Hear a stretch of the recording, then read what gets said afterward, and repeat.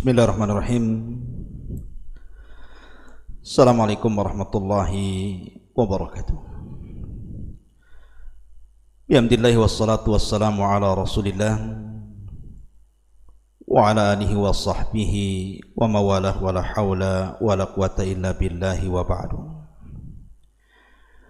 Alhamdulillah, di siang hari ini kembali kita bisa duduk untuk bertalabul ilmi, dan tak lupa salawat dan salam kita haturkan kepada Rasul kita yang mulia alaihi salatu wassalam.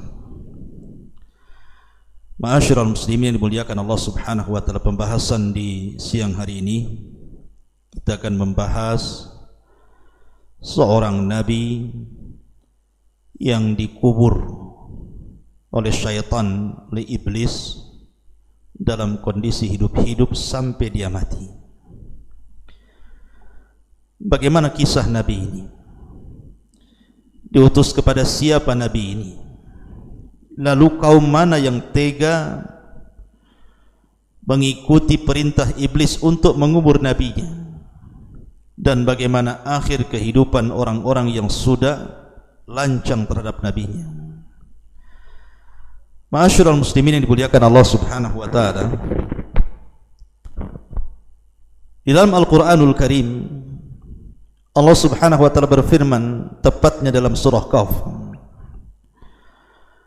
A'udzubillahi minasyaitonir rajim. Bismillahirrahmanirrahim. Kadzabat qablahum qaum Nuhin wa ashabur rassi wa thamud wa 'adun wa fir'aun wa ikhwanu lut wa ashabul aikati wa qaumut tubba kullun kadzabar rusula fa haqqa wa'id. Telah mendustakan kaum sebelum mereka.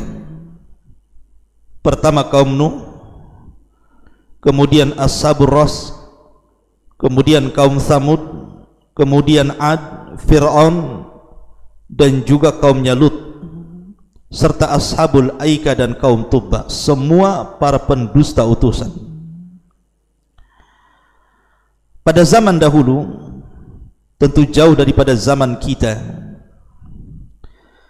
ada sebuah pohon yang katanya pohon itu ditanam oleh Yafis ibnu Nuh alaihi salatu wassalam. Sekali lagi, ini kisah Israiliyat, tidak bisa dijadikan sandaran hanya untuk pengetahuan saja. Jadi setelah kemudian banjir bandang yang luar biasa, akhirnya kemudian pohon itu tetap tumbuh dan menjadi besar, sampai akhirnya datang sebuah kaum yang disebut dengan Ashabu Ar-Rassi, yang Allah subhanahu wa ta'ala katakan dalam surah Qaf dan juga surah Al-Furqan, wa 'adan wa thamuda wa ashabar rassi wa qurunan baina dzalika katsira. Dan kaum Ad, Thamud serta Ashabur Ras disebutkan dalam surah Al-Furqan. Lah, akhirnya kemudian pohon ini yang sudah lama beratus-ratus tahun tumbuh disembah oleh kaum Ras ini. Kaum Ras ini ada yang mengatakan bahwa memiliki beberapa daerah, beberapa kabilah. Ada yang mengatakan jumlahnya 12 kabilah. Lah, masing-masing kabilah ini menanam pohon yang dikeramatkan itu. Mereka ambil bijinya, kemudian mereka tanam di setiap kabilah satu pohon ros ini. Kemudian dialiri air dari pohon yang sangat besar, dibuatkan sungai mengalir ke tiap-tiap kabilah dan mengalir kepada pohon-pohon yang mereka tanam sehingga tumbuh besar.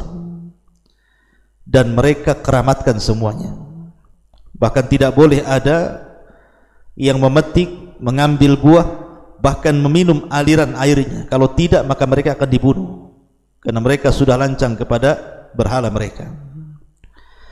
Ma'asyiral muslimin yang dimuliakan Allah subhanahu wa ta'ala, lah setiap tahun mereka mengadakan acara.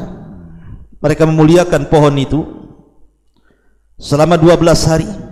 Dari satu kabilah ke kabilah berikutnya, mereka membawa kambing, mereka membawa unta, kemudian mereka menyembelih di hadapan pohon itu untuk dikurbankan kepada berhala mereka.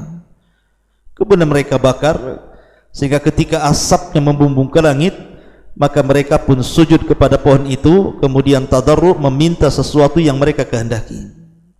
Itulah kehidupan Ashabur Ras. Mereka menyembah berhala bertahun-tahun, sampai akhirnya Allah Subhanahu wa ta'ala utus kepada mereka seorang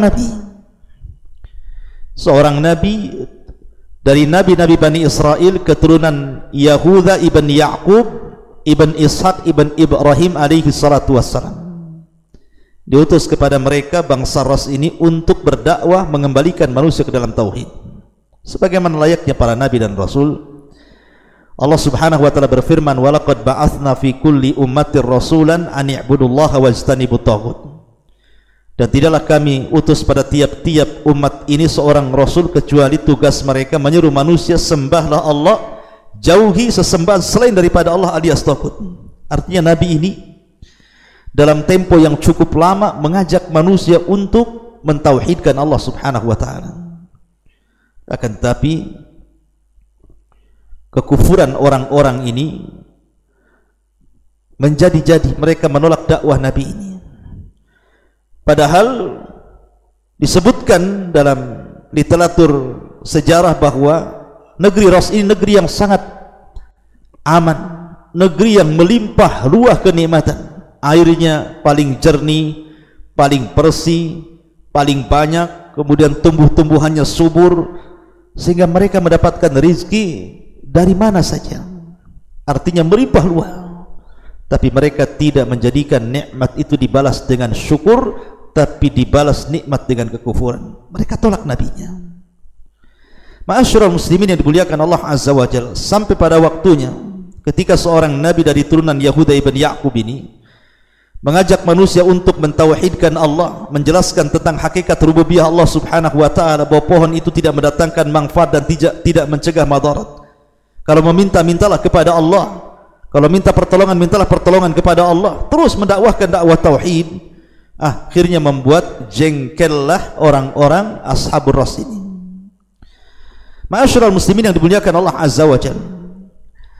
Jadi suatu ketika mereka sedang mengadakan acara di hadapan pohon yang paling besar. Acara ritual mereka, ulang tahun besar, mabuk, berzina, melakukan kesyirikan di hadapan pohon.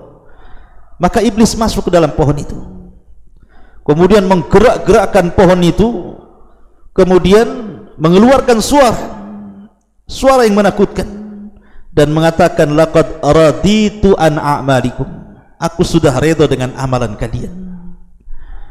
Ketika mendengar suara syaitan di balik pohon itu, tentu makin tambah keyakinan bahwa pohon itu adalah Tuhan bagi mereka. Padahal yang bicara itu adalah iblis yang masuk dalam pohon itu. Sehingga iblis ini kemudian terus menjanjikan sesuatu, memberikan angan-angan yang besar kepada masyarakat Ashabur Ras ini, sehingga hati mereka semakin terkait dengan pohon dan mereka pun sesat terus menerus dan mengabaikan dakwah Nabi ini. Ma'asyiral muslimin yang dimuliakan Allah Subhanahu wa ta'ala, sampai pada waktunya akhirnya Allah Subhanahu wa ta'ala kirim adab yang pertama. Allah buat semua pohon yang disembah Ashabur Ras itu semua mengering. Yang tadinya hijau menjadi mengering. Air yang tadinya mengalir dengan derasnya tiba-tiba kering kelontang. Lah dari sini kemudian iblis pun memberikan was-was kepada Ashabur Ras ini untuk menyalahkan Nabi tadi. Terpecahlah manusia terbagi dua. Yang satu mengatakan, jangan-jangan Nabi itu yang mengaku dirinya Nabi mengajak kami untuk memalingkan sesembahan kami ini, jangan-jangan dia yang telah menyihir pohon-pohon kita, Tuhan-Tuhan kita, sehingga menjadi kering. Yang lainnya mengatakan, jangan-jangan pohon itu mengering, sungai juga kering kelontang, karena Tuhan kita sedang marah gara-gara datangnya Nabi ini. Akhirnya kemudian mereka pun sepakat, terpengaruh dengan was-was iblis, untuk membunuh Nabi itu. Digalilah sebuah sumur di hadapan pohon yang paling besar yang sudah kering itu. Kemudian Nabi itu ditangkap dan dimasukkan ke dalamnya, kemudian dikurung dengan batu besar sehingga dia tidak bisa keluar. Ma'asyiral muslimin yang dimuliakan Allah Azza wa Jalla, Nabi ini terus bermunajat kepada Allah Azza wa Jalla. dan terus meminta kepada Allah Subhanahu wa taala dengan penuh tawadhu, ketundukan diri kepada Allah Subhanahu wa taala. Dia terus berdoa kepada Allah Subhanahu wa taala sampai pada waktunya Nabi ini sudah tidak sabar, akhirnya kemudian mendoakan kecelakaan kepada kaumnya. Kalau seorang nabi yang berdoa, apalagi kondisi dia dizalimi, pasti mustajab, ikhwan. Bukan nabi saja kalau dizalimi saja doanya mustajab, apalagi nabi. Bayangkan nabi diperlakukan seperti itu, dimasukkan ke dalam sumur kemudian ditutup di atasnya. Nabi ini meminta-minta untuk dikeluarkan, tapi mereka justru berbahagia karena sudah mencelakai nabinya. Akhirnya nabi ini terus berdoa setiap malam sampai akhirnya Allah Subhanahu wa taala takdirkan dia wafat di dalam lubang itu. Ketika itulah maka Allah Subhanahu wa taala kirim azab kepada mereka. Allah kirim angin yang sangat dingin sekali, sehingga sebagian mereka dengan yang lainnya saling berpelukan untuk mendapatkan kehangatan. Setelah itu tiba-tiba kemudian bumi mengeluarkan api, dan setelah itu tiba-tiba datang awan hitam membawa angin dan mengangkat batu-batu bumi ke langit, kemudian melempar lagi batu-batu itu, seolah-olah batu itu melempar satu persatu ashabur ras sampai tidak ada yang tersisa kecuali binasa. Lihat bagaimana Allah Subhanahu wa taala murka karena walinya sudah disakiti. Allah yang mengatakan man 'ada li waliyan faqad adzantuhu bil harbi. Siapa yang memusuhi wali-waliku, apalagi dia seorang nabi, maka dia telah mengumumkan perang bersamaku. Siapa yang akan menang perang melawan Allah Azza wa Jalla? Tentara Allah di mana-mana. Maka batu-batu itu dinaikkan ke langit kemudian dilempar balik ke bumi, maka semua terkena batu, bergelimpangan, mati, binasa, hancur lebur, sehingga tidak ada yang tersisa satupun kecuali diwafatkan Allah Subhanahu wa taala karena azab penentangan mereka kepada nabinya. Begitulah setiap kerusakan pasti di belakangnya adalah iblis. Sekali lagi ikhwatu fiddin, ini riwayat Israiliyat, karena Al-Quran sendiri tidak menyebutkan secara detail ashabur ras, sehingga kita hanya melihat zahir Al-Quranul Karim, dan ini hanya sebagai tambahan pengetahuan yang saya ambil dari beberapa literatur sirah yang berkaitan dengan sejarah umat-umat terdahulu, gitu ya. Mudah-mudahan menjadi sebuah pengetahuan. Subhanakallahumma bihamdika asyhadu an la ilaha illa anta astaghfiruka wa atubu ilaik. Allahu ta'ala alam. Assalamualaikum warahmatullahi wabarakatuh.